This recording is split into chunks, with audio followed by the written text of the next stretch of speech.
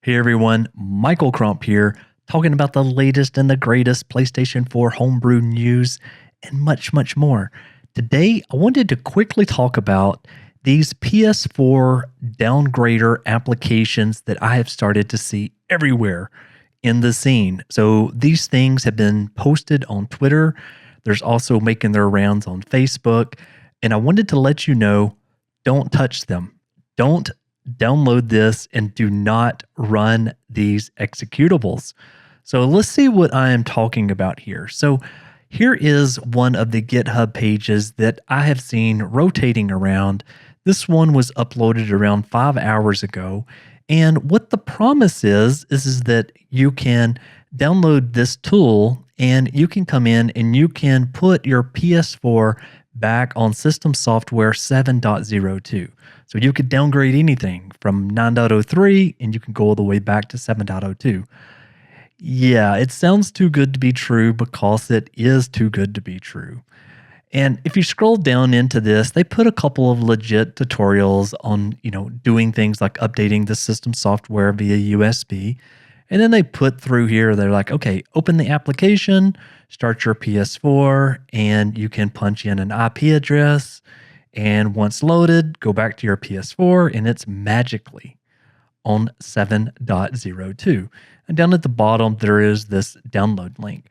So the download link takes you over to something such as ZippyShare. And if you click on download now, then you'll get this zip file.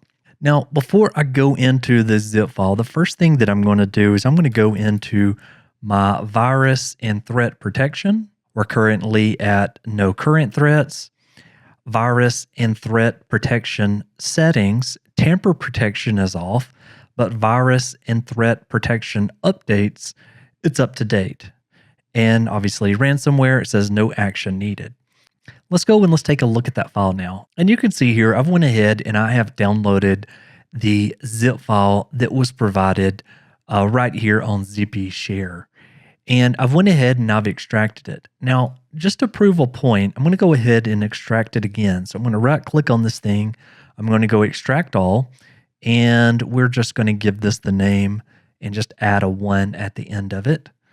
And here we go. We go to Downgrader, and what does this say? Okay, so we didn't get any sort of virus notification or anything that could potentially flag that this file is a dangerous file.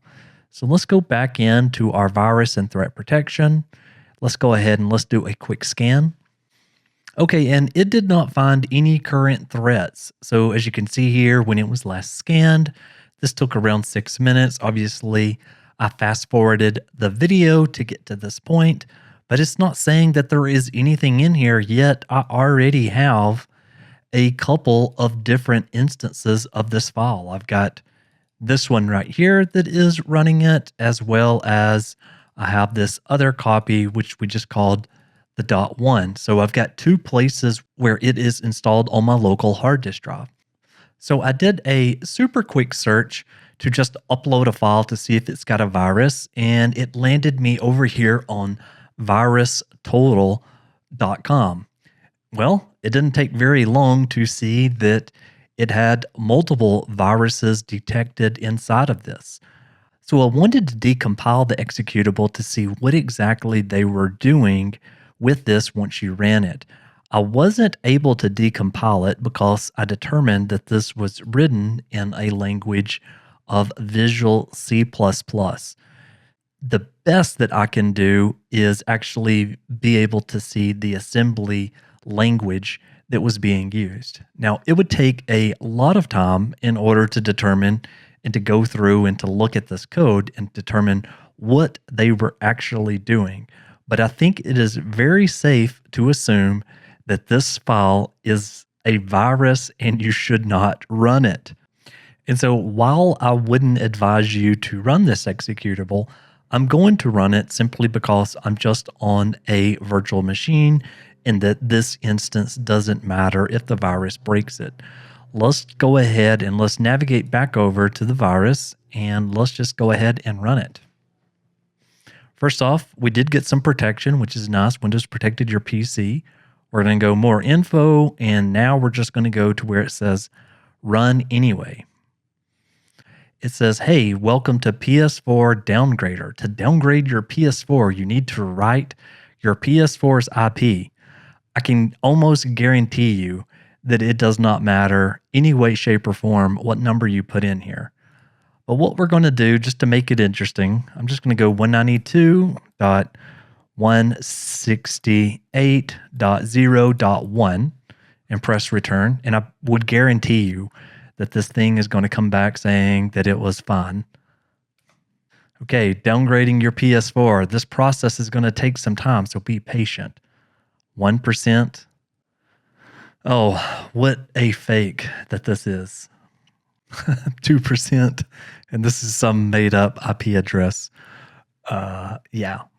Okay, so I thought that they had this on some sort of a timer where each percentage would take like 5 seconds, but it does not look like they are doing that.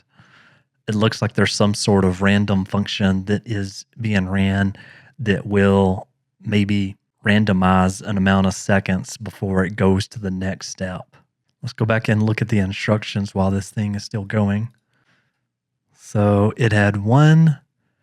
Okay, so it jumps. So we start at 1%, 2%, and then it goes to 80, 89, and then 100.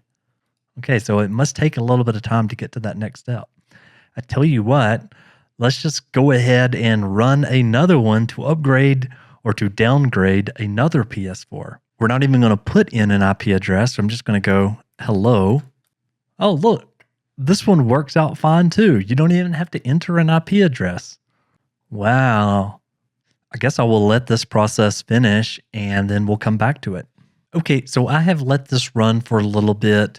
It is funny that our IP address of hello is actually at 89%, yet when we entered an actual IP address, that one is just sitting here at 2%.